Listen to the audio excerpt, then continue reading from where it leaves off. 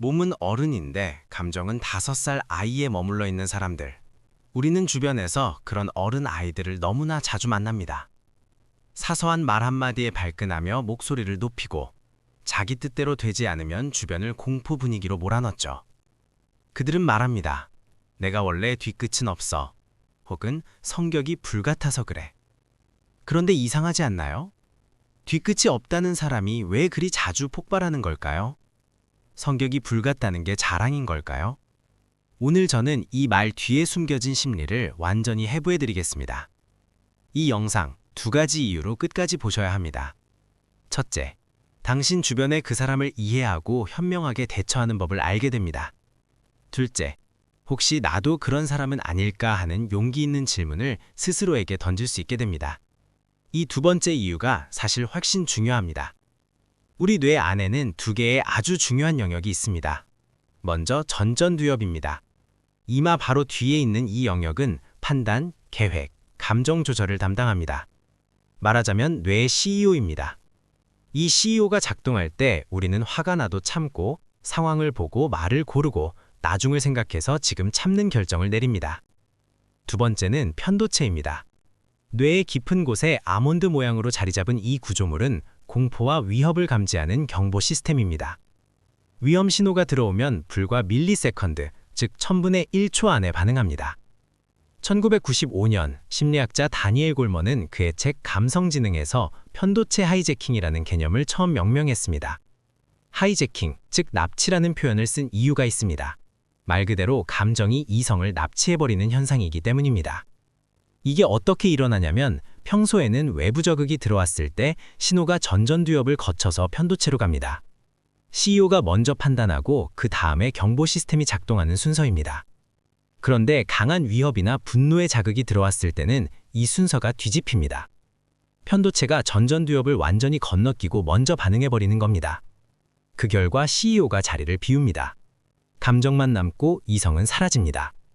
이 상태에서 내뱉는 말과 행동은 이성적 판단의 산물이 아닙니다. 본능과 감정의 폭발일 뿐입니다. 골먼 자신도 나중에 중요한 업데이트를 했습니다. 이 반응이 편도체만의 단독작용이 아니라 뇌 전체에 퍼져 있는 위협 탐지 회로들이 함께 작동하는 더 복잡한 현상이라는 겁니다. 하지만 편도체가 이 반응의 핵심이라는 사실은 지금도 유효합니다. 이렇게 생각해 보세요. 어떤 집에 최신형 보안 경보 시스템이 달려 있습니다. 그런데 그 집은 예전에 강도가 든 적이 있어서 경보 시스템이 지나치게 민감하게 세팅되어 있습니다. 바람에 창문이 흔들려도 경고가 울립니다. 고양이가 마당을 지나가도 사이렌이 울립니다. 이웃들은 처음에는 놀라서 달려옵니다. 하지만 거짓 경고가 계속 반복되면 이웃들은 점점 그 집의 경보 소리를 무시하게 됩니다. 그리고 그 집 주인은 매번 경고가 울릴 때마다 진짜 위협이 왔다고 믿으며 싸울 준비를 합니다. 감정 조절이 안 되는 사람들의 뇌가 바로 이 상태입니다. 경보 시스템이 오작동하고 있는 겁니다. 그렇다면 왜 그들의 경보 시스템은 이렇게 민감하게 세팅된 걸까요? 여기서 가장 중요한 심리학적 통찰이 나옵니다. 그들의 분노 밑바닥에는 분노가 아닙니다. 공포가 있습니다. 사람들이 나를 무시하면 어떡하지? 내가 만만해 보이면 어떡하지? 내 의견이 틀렸다고 판명되면 어떡하지? 저 사람이 나를 존중하지 않는 게 아닐까? 이 공포들이 분노라는 옷을 입고 나타나는 겁니다. 분노는 공포의 가면입니다. 무서운데 무섭다고 말하지 못하는 사람이 대신 화를 내는 겁니다. 정신과 의사 윌리엄 글래서는 수십 년간의 임상 연구를 통해 선택 이론을 발전시켰습니다. 그가 제시한 인간의 5가지 기본 욕구는 생존, 사랑과 소속감, 힘, 자유, 즐거움입니다. 이 중에서 오늘 핵심적으로 살펴볼 것은 힘에 대한 욕구입니다. 글래서에 따르면 힘에 대한 욕구는 단순히 남을 지배하고 싶은 욕망이 아닙니다. 그것은 자신이 중요한 존재라는 것을 느끼고 싶은 욕구, 인정받고 싶은 욕구, 자신이 능력 있다는 것을 확인하고 싶은 욕구입니다. 건강한 자존감을 가진 사람은 이 욕구를 성취, 기여, 성장을 통해 채웁니다. 문제는 자존감이 낮은 사람들입니다. 그들은 이 욕구를 다른 방법을 찾지 못하고 대신 타인을 깎아내리고 통제함으로써 상대적 우위를 확인하려 합니다. 상대가 작아 보여야 내가 커 보이는 방식입니다. 그들이 사소한 것에 목숨을 거는 이유가 여기 있습니다. 주차 공간 하나, 새치기 한 번, 내 의견에 대한 작은 반론 하나. 이것들이 그들에게는 사소한 불편이 아닙니다. 그들의 힘과 존재 가치에 대한 도전으로 읽힙니다. 콜로세움의 검투사를 상상해 보세요. 검투사는 매 경기가 목숨을 건 싸움입니다. 그래서 아주 작은 도전에도 즉각 반응해야 합니다. 망설이면 죽습니다. 반면 학교 선생님은 수업 중에 학생이 질문으로 도전해도 기분 좋게 받아들일 수 있습니다. 왜냐하면 그 질문이 선생님의 존재를 위협하지 않기 때문입니다. 감정 조절이 안 되는 사람들은 평화로운 식당에서 대화를 나누면서도 마치 콜로세움에서 싸우는 것처럼 반응합니다. 그들의 뇌가 일상적인 상황을 생존이 걸린 싸움으로 해석하기 때문입니다. 어린 시절 충분한 사랑과 지지를 받지 못한 사람들은 성인이 되어서도 자신의 존재 가치를 외부에 인정해서 찾습니다. 내면의 안정적인 자기 가치의 뿌리가 없기 때문에 상대방의 작은 지적이 이들에게는 존재에 대한 부정으로 들립니다. 그러니 그들이 싸우는 겁니다. 목숨 걸고 죽지 않으려고. 이제 또 하나의 특징적인 패턴을 살펴봅시다. 자신의 무례함을 솔직함이라는 방패로 가리는 겁니다. 나는 그냥 솔직한 거야. 싫은 건 싫다고 해야지. 빙빙 돌려 말하는 게 더 나쁜 거 아니야? 이 말 자체는 틀린 건 아닙니다. 솔직함은 정말로 중요한 덕목입니다. 그런데 솔직함과 무례함은 다릅니다. 솔직함은 내가 생각하는 것을 상대방이 소화할 수 있는지 없는지 전혀 신경 쓰지 않고 던지는 것입니다. 요리사를 생각해 보세요. 훌륭한 요리사는 신선한 재료를 쓰지만 그 재료를 손님이 먹을 수 있는 형태로 조리해서 냅니다. 날 생선을 그냥 던지는 건 신선한 재료를 쓰는 것이 아니라 재료를 다루는 법을 모르는 겁니다. 이 모든 문제의 중심에는 메타인지의 부재가 있습니다. 메타인지란 나 자신을 객관적으로 바라보는 능력입니다. 내가 지금 어떻게 행동하고 있는지, 상대방이 나를 어떻게 느끼는지를 한 발 물러서서 관찰하는 능력입니다. 메타인지가 작동하는 사람은 화를 내고 나서 스스로 돌아볼 수 있습니다. 내가 너무 심하게 반응했나? 저 사람이 상처받지 않았을까? 더 나은 방법이 있었을까? 하지만 감정 조절에 실패하는 사람들은 이 자기 관찰이 잘 작동하지 않습니다. 자기가 내뱉는 말이 상대의 가슴에 칼처럼 박히는 것을 보지 못합니다. 코끼리 한 마리가 자기 몸이 얼마나 큰지 모른 채 좁은 골목을 걸어갑니다. 지나가면서 양쪽의 물건들을 다 쓰러뜨립니다. 그런데 코끼리는 뒤를 돌아보지 않습니다. 감정 조절이 안 되는 사람들은 종종 이 코끼리와 같습니다. 자신이 지나간 자리에 무엇이 남겨지는지를 보지 못합니다. 혹시 당신 주변에 이런 사람이 있어 괴로우신가요?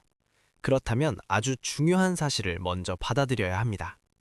당신이 그들을 고칠 수는 없습니다. 이건 포기가 아닙니다. 현실입니다.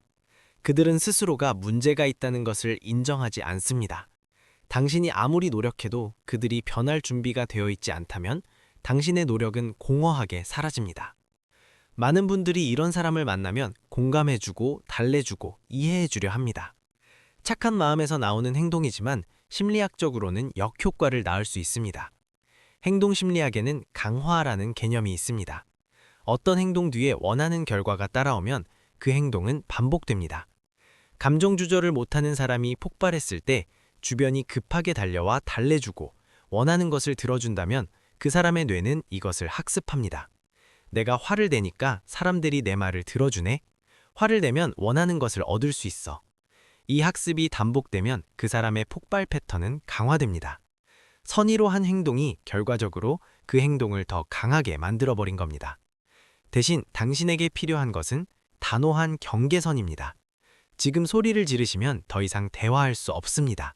이렇게 말하고 그 자리를 피하는 것이 가장 강력한 심리 기술입니다. 불이 났을 때 가장 먼저 해야 할 일은 불에 기름을 붓지 않는 것입니다. 감정적으로 폭발한 사람에게 계속 반응하는 것, 목소리를 높여 맞서는 것, 논리로 제압하려는 것은 불에 기름을 붓는 행동입니다.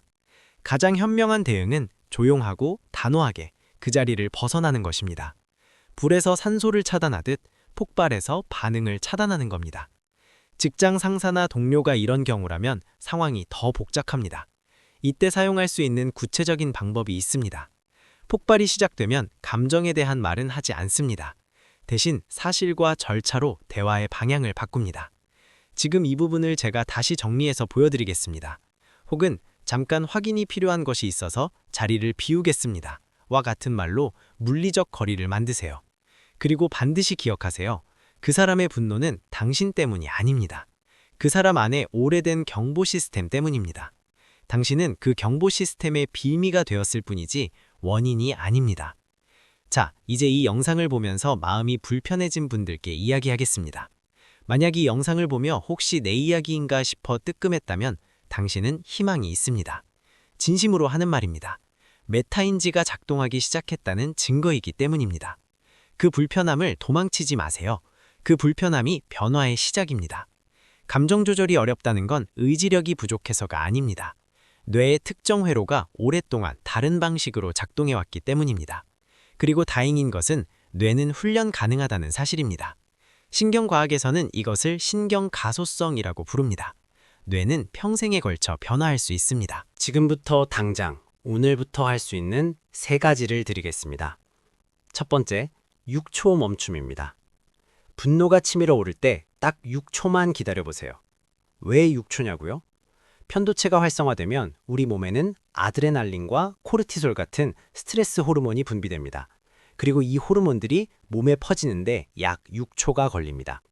즉, 6초는 이 화학적 폭풍이 최고조에 달하는 시간입니다. 6초를 버티면 그 뒤부터는 전전두엽이 조금씩 개입할 여지가 생깁니다. CEO가 회의실로 돌아오기 시작하는 겁니다. 6초 동안 할 수 있는 것은 아무것도 하지 않는 것입니다.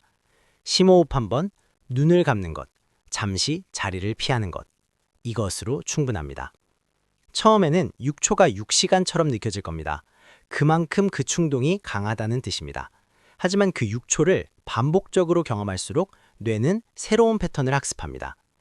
두 번째, 나를 주어로 말하는 연습입니다. 네가 나를 무시해서 화가 나. 이 문장의 주어가 네가입니다. 상대방을 공격하는 문장입니다. 이 문장을 들은 상대방은 방어 태세를 취합니다. 그리고 대화는 싸움이 됩니다. 이걸 이렇게 바꿔보세요. 네가 그렇게 말할 때 나는 존중받지 못하는 기분이 들어서 속상해. 이 문장의 주어는 나입니다. 나의 감정을 말하는 문장입니다. 심리학에서는 이것을 I 메시지 기법이라고 합니다. 상대방을 비난하는 you 메시지 대신 자신의 감정을 말하는 I 메시지를 사용하는 겁니다. 어른의 언어를 배우는 것, 그것이 정서적 빈곤에서 탈출하는 길입니다. 세 번째, 분노 일지 쓰기입니다. 폭발적인 반응이 나왔을 때 나중에 그 상황을 기록해 보는 겁니다. 어떤 상황이었는지, 어떤 말이나 행동이 도화선이 됐는지, 그 순간 나는 어떤 감정을 느꼈는지, 그 감정의 밑에 있던 것은 무엇이었는지. 이 기록을 쌓아가다 보면 패턴이 보입니다. 나는 어떤 상황에서 가장 취약한가? 어떤 말에 가장 강하게 반응하는가? 이 자기 관찰이 바로 메타인지를 키우는 훈련입니다. 의식할 수 있어야 선택할 수 있고 선택할 수 있어야 바꿀 수 있습니다. 나이가 드는 것은 거저 얻어지는 것입니다. 시간만 지나면 됩니다. 하지만 어른이 되는 것은 전혀 다릅니다. 그것은 치열한 훈련과 용기 있는 자기 직면의 결과입니다. 편도체는 우리를 지키기 위해 존재합니다. 위협에 반응하는 것은 생존 본능입니다. 그 본능 자체가 문제가 아닙니다. 문제는 그 본능이 필요하지 않은 상황에서도 오작동할 때, 그것을 인식하고 조절하는 능력이 없을 때입니다. 당신의 전전두엽을 믿으세요. 그 전전두엽은 지금 이 영상을 보면서 혹시 내 이야기인가? 하고 물을 능력이 있습니다. 그 능력이 바로 변화의 시작입니다. 그리고 내면의 그 5살 아이에게 이제 말해주세요. 괜찮아. 이제 내가 지킬게. 더 이상 네가 싸울 필요 없어. 당신은 더 이상 무력한 아이가 아닙니다. 감정의 주인이 되어 품격 있는 어른의 삶을 살아가실 수 있습니다. 그 여정을 진심으로 응원합니다. 오늘 영상이 도움이 됐다면 구독과 좋아요 부탁드리고 주변에 이 영상이 필요한 분이 있다면 조용히 공유해주세요. 댓글로 여러분의 이야기를 들려주시면 함께 이야기 나누겠습니다. 감사합니다.